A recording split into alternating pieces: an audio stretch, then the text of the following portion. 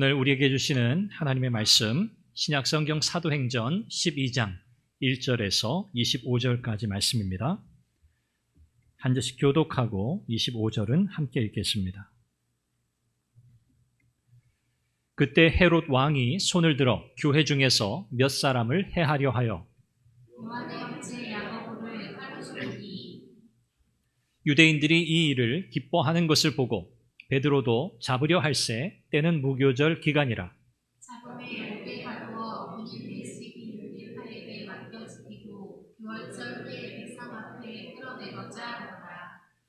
이에 베드로는 옥에 갇혔고 교회는 그를 위하여 간절히 하나님께 기도하더라.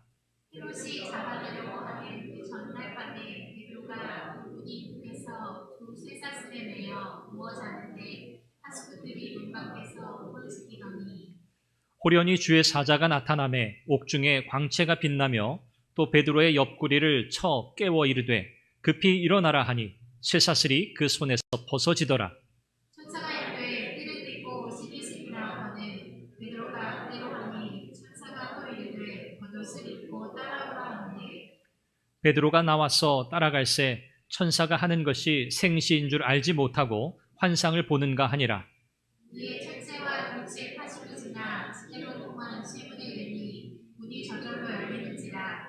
나와서 한 거리를 지나매 천사가 곧 떠나더라.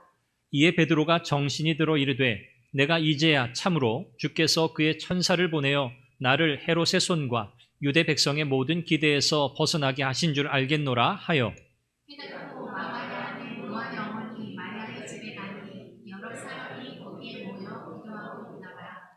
베드로가 대문을 두드린데 로데라 하는 여자아이가 영접하러 나왔다가 베드로의 음성인 줄 알고 기뻐하여 문을 미처 열지 못하고 달려들어가 말하되 베드로가 대문 밖에 섰더라 하니 그들이 말하되 내가 미쳤다 하나 여자아이는 힘써 말하되 참말이라 하니 그들이 말하되 그러면 그의 천사라 하더라. 베드로가 문 두드리기를 그치지 아니하니 그들이 문을 열어 베드로를 보고 놀라는지라. 베드로가 그들에게 손짓하여 조용하게 하고 주께서 자기를 이끌어 옥에서 나오게 하던 일을 말하고 또 야고보와 형제들에게 이 말을 전하라 하고 떠나 다른 곳으로 가니라. 날이 새에 우리들은 베드로가 어떻게 되었는지 알지 못하여 적지 않게 수동하니 헤롯이 그를 찾아도 보지 못하매 파수꾼들을 신문하고 죽이라 명하니라. 헤롯이 유대를 떠나 가이사랴로 내려가서 머무니라. 헤롯이 두로와 시돈 사람들을 대단히 노여워하니 그들의 집안이 왕국에서 나는 양식을 먹는 바닥에 한마음으로 그에게 나와 왕의 집수 맡은 신하 블라스도를 설득하여 화목하기를 청한지라. 헤롯이 나를 택하여 왕복을 입고 단상에 앉아 백성에게 연설하니 백성들이 크게 부르되 이것은 신의 소리로 사람의 소리가 아니라 하거든. 헤롯이 영광을 하나님께로 돌리지 아니하므로 주의 사자가 곧 친히 벌레에게 먹혀 죽으니라. 하나님의 말씀을 포함하여 보았다. 바나바와 사울이 부조하는 일을 마치고 마가라 하는 요한을 데리고 예루살렘에서 돌아오니라. 아멘. 신실한 무명의 그리스도인들, 그들을 통해서 복음이 헬라인들에게 전해졌고 그 결과 회심한 사람들이 생겨나고 안디옥에 교회가 세워진 것을 우리가 살펴보았습니다. 그곳에서 비로소 예수님을 믿는 제자들은 그리스도인이라고 하는 이름으로 불리우게 되었습니다. 이 이후로 이 안디옥 교회가 이방 교회, 이방 선교의 거점이 된다라는 것을 우리가 지난 시간 살펴보았죠. 안디옥 교회는 큰 흉년으로 어려움에 처해 있는 예루살렘 교회를 돕기 위해서 부조합니다. 바나바와 바울을 통해서 이 부조를 예루살렘 교회에 전달하게 됩니다. 이렇게 선교의 흐름이 유대 선교에서 이제 이방 선교로 바뀌었다라는 것을 우리는 보게 되었습니다. 오늘 우리가 함께 읽은 이 본문 말씀은 바울이 투옥되었다가 천사의 도움으로 베드로가 투옥되었다가 천사의 도움으로 추록하게 되는 과정, 그리고 형제들에게 돌아가는 그 내용을 소개합니다. 또 이어서 헤롯의 죽음까지 소개하고 있습니다. 이 헤롯이라고 하는 이 사람은 헤롯 대왕의 손자인데 이 사람은 유대의 혈통을 가진 사람입니다.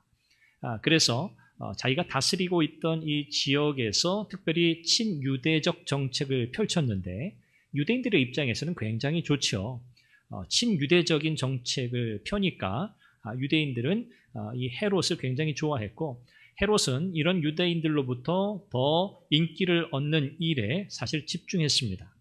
뭐 일종의 정치적인 행보라고 할 수 있지만 이 헤롯은 자신의 이 자리, 자신의 입지를 더 공고히 하기 위해서 유대인들이 뭘 좋아할까? 어떻게 하면 유대인들이 나를 더 지지할까? 늘 이런 생각을 가졌던 사람입니다. 당시 예수 믿는 그리스도인들의 숫자가 점점 많아지기 시작했는데 유대인들의 입장에서는 굉장히 불편한 일이었어요. 그리스도인들이 많아진다는 것은 유대인들의 입장에서는 굉장히 심기가 불편한 일이었습니다. 이런 상황을 이 헤롯도 알고 있었어요.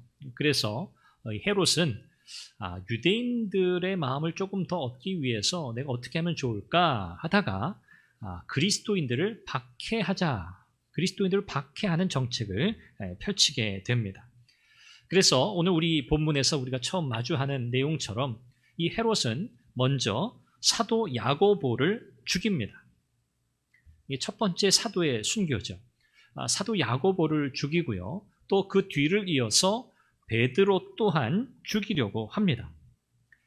그런데 이때가 유대인의 절기상 유월절과 무교절을 지나는, 오늘 성경은 무교절이라고 표현하고 있는데 유월절이 끝난 뒤에 일주일 기간을 우리가 무교절이라고 부르는데 일반적으로는 이 유월절과 무교절을 그냥 하나의 절기처럼 그렇게 지켰어요.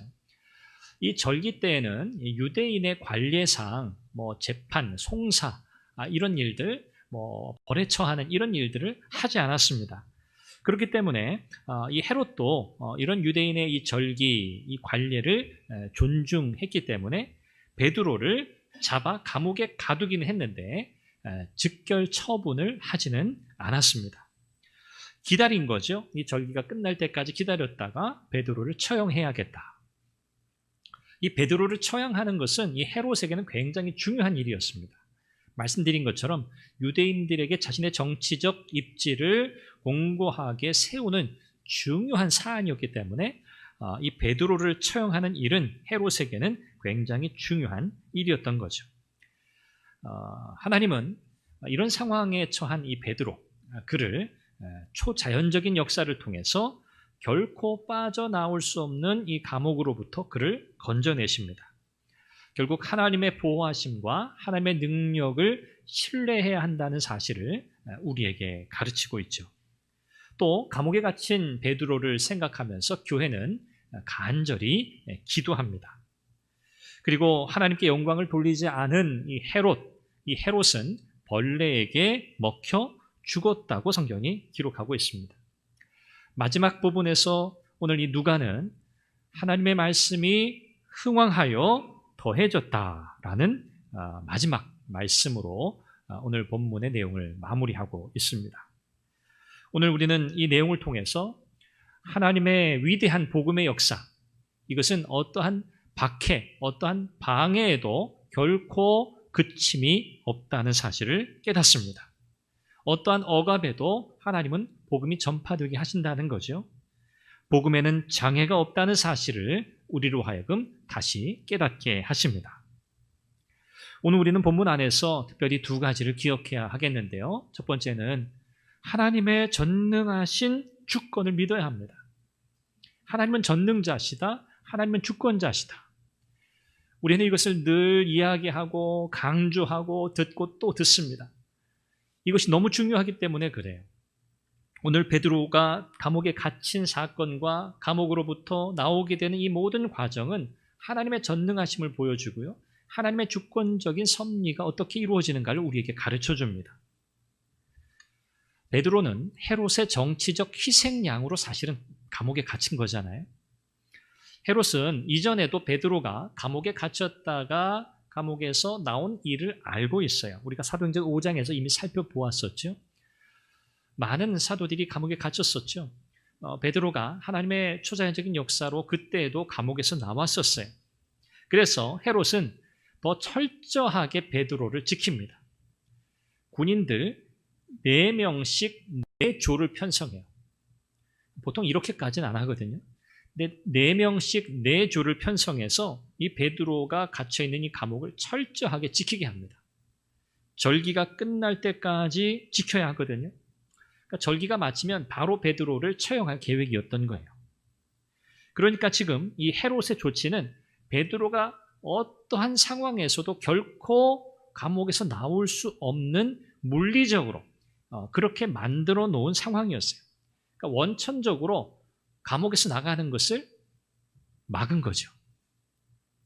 그러니까 가능성은 0이에요. 0, 제로예요. 베드로가 감옥에서 나올 가능성은 없었어요. 한마디로 베드로가 처한 상황은 절망적이었다. 그렇게 볼 수 있습니다. 그런데 처형을 하루 앞둔 날 밤 베드로의 모습을 여러분 보십시오. 어떻게 본문은 우리에게 소개하죠? 베드로가 두 군인 틈에서 쇠사슬에 묶여있는 상황이거든요. 쇠사슬에 묶여서 누워 자고 있었어요. 파수꾼들은, 이 경계 근무를 서는 이 군인들은 이 감옥 문 밖에서도 옥을 지키고 있었어요. 물리적으로 탈출이 불가능한 상황입니다. 이제 곧 처형을 앞두고 있는 상황이에요. 이런 상황에서 베드로는 뭐 하고 있다고요? 자고 있습니다. 풍랑 가운데 주무시던 우리 예수님의 모습이 떠오르죠. 베드로가 뭐 성격이 좋아서? 글쎄요. 혹시 여러분들 잠 잘 주무시는 분들 계시죠? 그냥 뭐 머리만 대면 나는 자요. 이런 분들 계시잖아요. 저는 그렇지는 않은데 참 큰 복이다. 저는 그렇게 생각해요. 그냥 자야겠다 하면 그냥 바로 잠드시는 분들은 좀 부러워요, 한편. 베드로는 다음날 죽을 수 있어요. 사실 헤롯의 계획에 따르면 죽게 돼 있어요. 그런데 베드로는 자고 있습니다. 태연하게 자고 있어요. 이 잠은 아주 깊은 잠이에요. 아주 쿨쿨 자고 있다는 거예요. 어떻게 이럴 수 있었을까? 그냥 뭐 베드로가 성격이 좋아서가 아닙니다. 베드로는 지금 자신이 처한 상황을 잘 이해하고 있어요. 야고보 사도가 이미 죽었잖아요.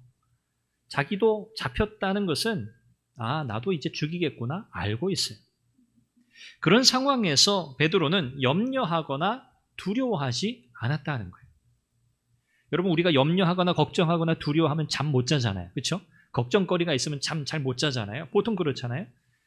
만약에 베드로가 이 상황, 내가 내일 죽는다라고 생각했을 때는 아마 이렇게 태연하게 깊은 잠을 잘 수 없었을 거예요.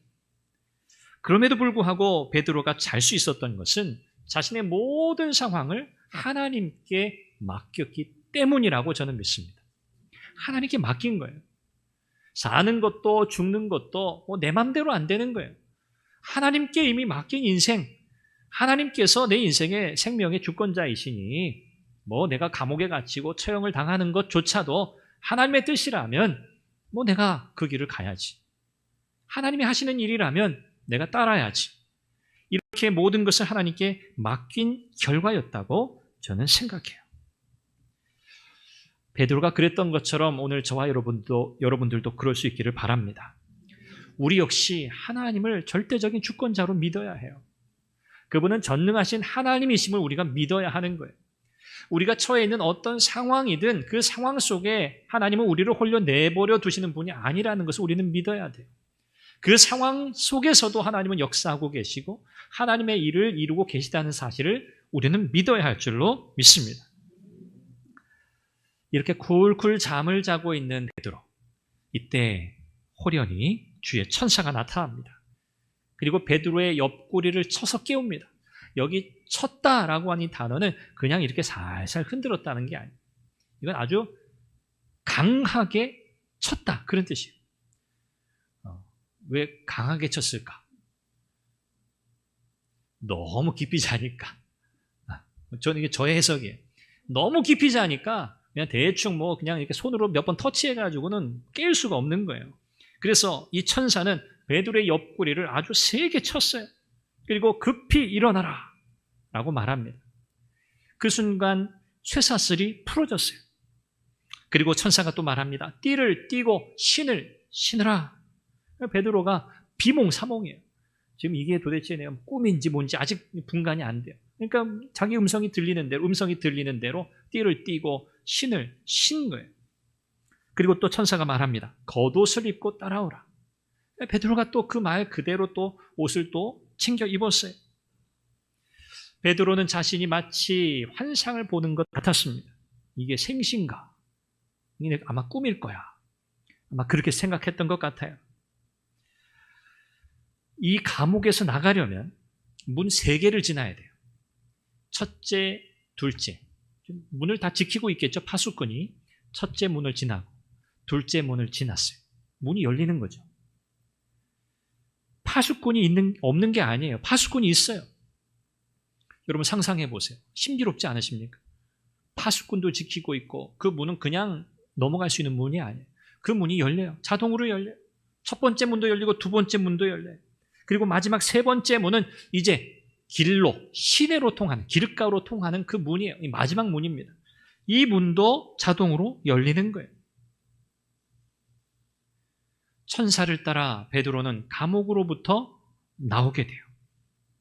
천사가 앞장섭니다. 그곳을 나와서 한 거리쯤, 우리 표현으로 하면 한 블럭쯤 이렇게 지나자 천사가 떠나가요. 이제서야 베드로가 정신이 듭니다.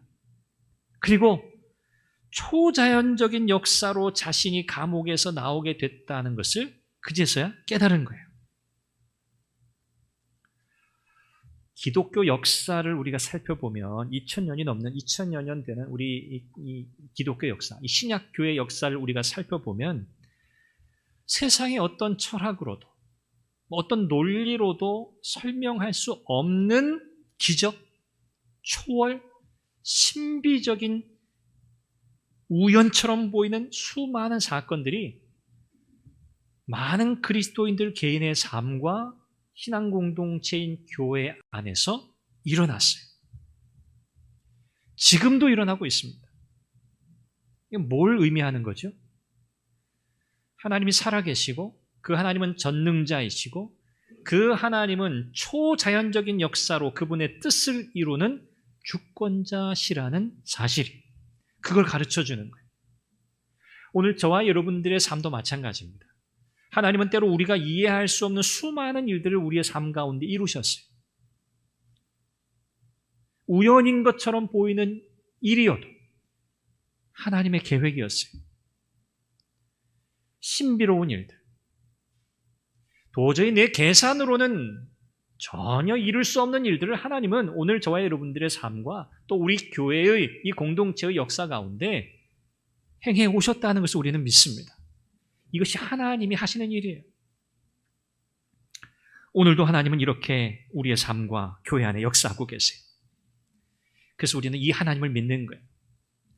하나님은 지금도 하나님의 사람들을 지키신다. 지금도 하나님은 우리가 이해할 수 없는 방식으로 그분의 주권적인 능력으로 그분의 뜻을 이루어 가신다. 우리는 이 사실을 믿어야 할 것입니다.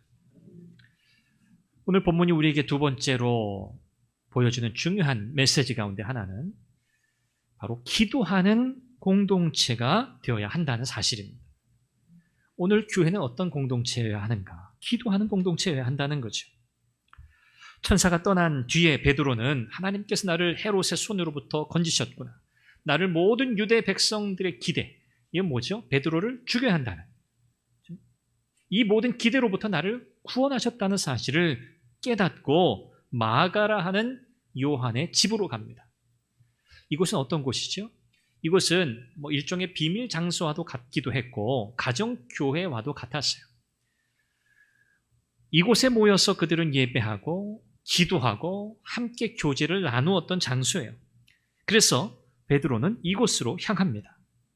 이미 그곳에서는 여러 믿음의 이 지체들이 모여 기도하고 있었어요. 베드로가 감옥에 갇혔기 때문이죠. 감옥에 갇힌 베드로를 위해서 간절히 하나님께 기도하고 있었습니다. 여기 모여 기도하는 분들은요, 기도의 능력을 이미 아는 분들이에요. 기도의 능력을 이미 체험했던 분들이에요. 우리가 기도하면 하나님께서 직접적으로 개입하신다라는 것을 그들이 믿었고 그들이 경험했던 사람들이에요. 그래서 그들은 함께 모여서 베드로를 위해서 기도하고 있었습니다. 이미 일전에 그런 일들을 이들은 경험했었거든요. 사내들인 공회에 의해서 그죠? 사도들이 잡혔을 때 그들이 기도했고 하나님께서 옥문을 여시고 그들을 또 건져주셨던 일, 그 일을 그들은 기억했기 때문에 이번에도 하나님은 어떻게 해서든 베드로를 감옥에서 구해주실 것이다. 그의 생명을 하나님께서 지키실 것이라고 믿었던 겁니다. 그래서 그들은 그렇게 간절히 기도했어요. 이렇게 기도하던 중에 베드로가 이곳에 도착해서 문을 두드려요. 이때 로데라고 하는 여종 아이가 이 여종이죠. 이 아이가 누구인지 확인하기 위해서 나옵니다. 그런데 베드로의 목소리를 들었어요. 깜짝 놀랐겠죠. 감옥에 있을 것이라고 생각했던 베드로의 음성을 듣고 이 로데라고 하는 여종, 이 아이가 깜짝 놀라서 문을 열어주는 걸 잊어버릴 정도로 깜짝 놀라서 기도하고 있는 사람들에게 다시 돌아가서 베드로가 왔다고 얘기해요. 그런데 기도하고 있던 이 사람들이 어떻게 반응하죠? 할렐루야! 드디어 하나님 우리 기도에 응답하셨다. 할렐루야! 그럼 그렇지. 이렇게 반응했나요? 아니요. 이게 조금 아쉬운 부분이에요. 정말 간절히 베드로의 구원을 위해서 간절히 기도한 건 맞아요. 그런데 이 로데로부터 베드로가 감옥에서 나와 지금 문을 두드리고 있어요. 베드로가 왔어요. 살아왔어요. 라고 하는 이 이야기를 듣고 야, 너 미쳤어?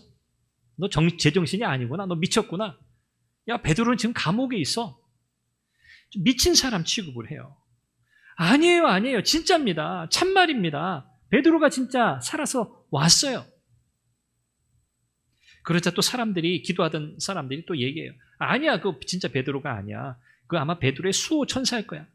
이 당시에 유대인들에게는 이런 수호 천사라는 개념이 있었어요.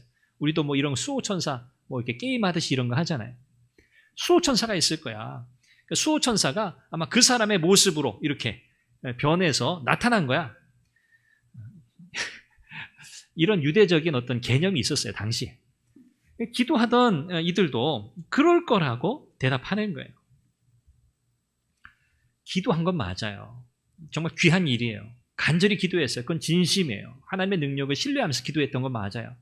그런데 그들은 정작 베드로가 살아 돌아왔을 때는 이것이 진짜가 아니라고 그렇게 여겼어요. 아마 하나님이 그렇게 빨리 응답해 주실까? 여기에 아마 의문이 있었던 것 같아요. 하나님 그렇게 빨리는 아닐 거야. 믿음으로 기도했던 건 맞는데 하나님은 그렇게 빨리 응답하시진 않을 거야 라고 생각했던 것 같아요. 결국 문을 열어주고 베드로가 살아 돌아왔다는 것을 확인하게 됩니다. 뭐 난리가 났겠죠. 뭐 소리도 질렀겠고 깜짝 놀랐겠고 베드로가 그들을 조용히 시켜요. 조용. 그리고 자기가 어떻게 감옥에서 나오게 되었는지 다 이야기하고 또 야고보, 여기서 말하는 야고보는 예수님의 형제 야고보예요. 먼저 죽임을 당한 야고보 아니고요. 예수님의 형제 야고보 또 다른 형제들에게 자기가 나왔다는 이야기를 대신 전해달라 하고 베드로는 다른 곳으로 떠나게 돼요. 오늘 베드로가 당한 일로 이 믿음의 형제들이 함께 기도했다. 이건 굉장히 중요한 부분입니다. 그들이 하나님의 역사를 기대하면서 하나님 앞에 모여 함께 기도했다는 점이 중요한 포인트고요. 물론 아쉬운 점은 그들이 참 그렇게 기도했으면 하나님이 어떻게 해서라도 하나님이 응답하신다. 그게 뭐 빨리 응답되든 늦게 응답되든 사실 그건 문제 아닌데 그들에게 아쉬운 점 한 가지예요. 그들이 기도한 뒤에 의심하지 말았어야 한다. 하나님이 언제 응답하시든 그들은 철저하게 믿었어야 한다. 라는 점, 그런 점을 우리는 한 번 더 확인하게 돼요. 중요한 것은 하나님께서 우리로 하여금 기도하기를 원하신다는 거예요. 우리가 기도하기 원하신다. 그리고 하나님은 그 기도를 통해서 일하신다는 거예요. 기도를 통해서 일하신다. 우리는 기도할 때 우리의 뜻대로 하나님을 움직이기 위해서 기도하지 않습니다. 하나님 이렇게 해주세요. 하나님 이렇게 하셔야 돼요. 우리는 그렇게 기도하지 않아요. 우리의 기도는 어떤 기도여야 해요? 하나님이 하실 일에 순종할 수 있기를 위한 기도예요. 하나님의 뜻에 순종하고자 기도하는 거예요.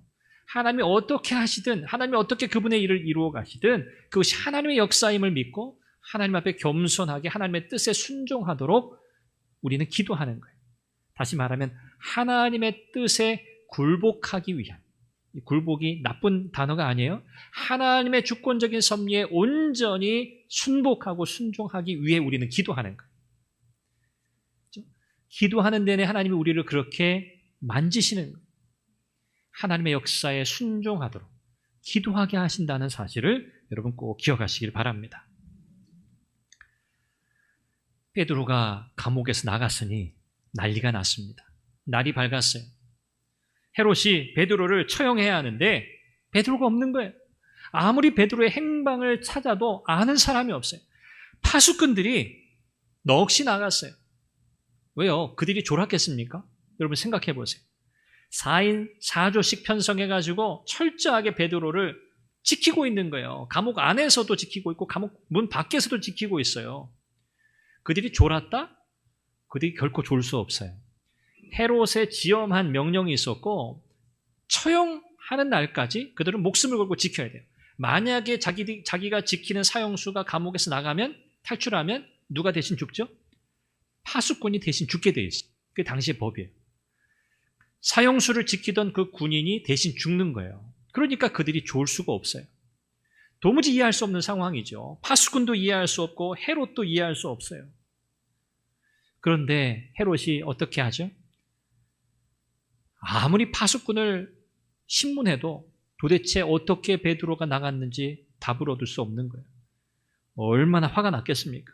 그래서 성경에 보니까 헤롯이 크게 노해서 이 파수꾼들을 신문한 뒤에 그들을 다 죽이라고 명령을 내려요. 결국 다 죽었겠죠. 헤롯은 더 이상 유대에 머물 만한 명분이 없어졌어요. 왜? 베드로가 살아있어야 그를 죽임으로 유대인들로부터 자기가 인기를 얻는데 그 일이 다 무산됐으니 이제 유대를 떠나 그는 로마 총독의 관저가 있는 가이사랴로 떠나게 됩니다. 중간에 다른 내용들이 있지만 그건 생략하고요. 헤롯이 한 날을 택해서 오늘 성경에 보니까 왕복을 입고 단상에 섰다 그랬어요. 왕복을 입고 단상에 서서 일장 연설을 합니다. 이 연설의 내용을 소개하고 있진 않아요. 그런데 이 연설을 마치자 이 연설을 들은 그 백성들, 청중들이 뭐라고 반응했는가는 기록해요. 뭐라고 말하죠? 이것은 신의 소리예요. 사람의 소리가 아니라. 지금 헤롯을 누구라고 말하는 거예요? 당신은 신입니다. 당신은 신입니다. 당신은 사람이 아니라 신입니다. 이건 사실 아첨하는 말이에요. 아부의 말이에요. 헤롯을 기분 좋게 하려고 하는 말이에요. 근데 이 말을 듣고 헤롯이 오늘 성경에 보니까 헤롯이 영광을 하나님께 돌리지 않았다 그랬어요. 헤롯이 하나님을 경외하고 정말 하나님을 두려워하는 경건한 신앙인이었다? 성경 그렇게 소개하진 않아요. 그런데 그가 영광을 하나님께 돌리지 않았다. 거기서 끝난 게 아니라 거기에 대해서 하나님이 진노하시고 그에게 벌을 내리시는데 결국 그가 죽어요. 벌레에게 먹혀 주의 천사를 통해서 벌레에게 먹혀 죽게 하세요. 이것도 사실 우리가 잘 이해되지 않는 부분이지만 중요한 메시지가 담겨 있어요. 하나님은 하나님의 영광을 가로채는 자, 하나님만 받으셔야 할 하나님의 영광의 자리를 스스로 차지하는 자를 그냥 두지 않으신다는 사실. 벌레에게 먹혀 죽었다. 역사가 요세푸스의 기록에 의하면 이거 굉장히 역사적으로도 유명한 사건이에요. 역사가 요세푸스에 의하면 이날 이후로 5일 동안 이 헤롯이 복통을 호소하다 죽었다. 그렇게 기록이 되어 있어요. 많은 사람들은 내장의 질병이다. 장기의 질병이라 얘기하는데 기생충에 의한 복통, 그리고 그 복통으로 인해 죽음에 이르게 되었다. 이제 그렇게 많이들 해석하고 있습니다. 야고보를 죽이고 베드로마저 죽이려고 했던 이 헤롯, 그리고 스스로 하나님의 영광의 자리에 서려고 했던 이 헤롯, 그에 대해서 하나님은 결국 이런 벌을 내리셨어요. 하나님이 받으셔야 할 영광을 그 누구도 차지해서는 안 된다. 성경은 이 사실을 우리에게 가르쳐 줍니다. 그리고 마지막 24절에 보면 이렇게 누가는 기록합니다. 하나님의 말씀은 흥왕하여 더하더라. 사실 이것이 결론이에요. 교회는 어떤 박해가 있더라도 성장한다. 복음은 결코 막히지 않는다. 왜요? 하나님이 하시는 일이니까. 하나님의 주권적인 섭리니까. 그 어떤 것도 장애가 될 수 없다는 것을 성경이 말씀하는 거예요. 하나님께서는 사도들을 격려하세요. 때로는 방해 세력들을 직접 개입하셔서 제거하세요. 그래서 이 복음이 널리 전파되게 하신다는 거예요. 하나님은 오늘도 이렇게 일하십니다. 하나님은 이 복음의 역사를 지금도 힘있게 이루어 가세요. 물론 우리가 볼 때에는 장애물들이 많아요. 우리 스스로가 장애물이 되기도 해요. 그럼에도 불구하고 하나님은 그 모든 장애를 다 거두어내시고 하나님은 힘있게 복음의 역사를 이루어 가신다는 거예요. 오늘도 예수 그리스도의 십자가 능력, 그 권세를 의지하며 살아가는 신실한 하나님의 사람들, 오늘도 성령의 권능에 사로잡혀 담대하게 예수 그리스도의 증인으로 살고자 하는 수많은 신실한 제자들을 통해서 하나님은 오늘도 온 세상의 복음의 증인이 되게 하신 줄 믿습니다. 오늘 본문의 내용은 바로 그 사실을 우리에게 결론적으로 가르쳐주는 거예요. 전능하신 하나님, 주권자이신 하나님, 그분은 우리 개인의 삶의 역사하실 뿐 아니라 오늘도 교회를 통해 역사하시는데 오늘도 이 복음의 역사가 막히지 않도록 오늘도 성령으로 충만하게 하시고 신실한 그리스도인들을 통해서 이 역사를 오고 오는 세대 마지막 그날까지 이루어 가실 것이다. 이것을 말씀해 주십니다. 오늘 저와 여러분들은 이 역사에 부름받았습니다.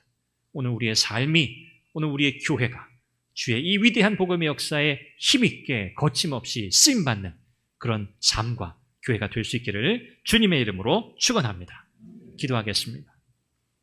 우리 같이 함께 기도하죠. 하나님, 오늘도 하나님은 전능하신 그 능력을 오늘 주권적으로 베푸시며 오늘 우리의 개인의 인생, 우리의 삶뿐만 아니라 오늘 교회의 모든 공동체의 사역을 통해 오늘도 그 위대한 일들을 이루어 가심을 믿습니다.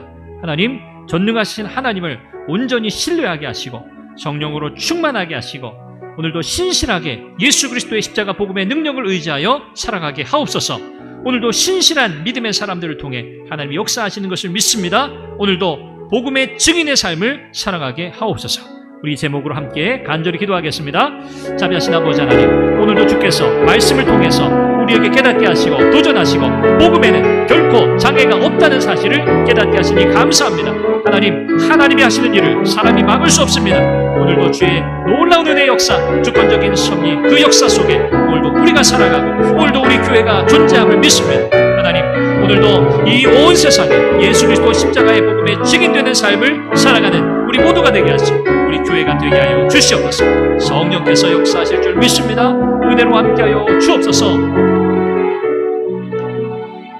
전능하신 아버지 하나님께서 오늘도 그 전능하심, 그 주권적인 그 섭리 가운데 일하고 계심을 믿습니다.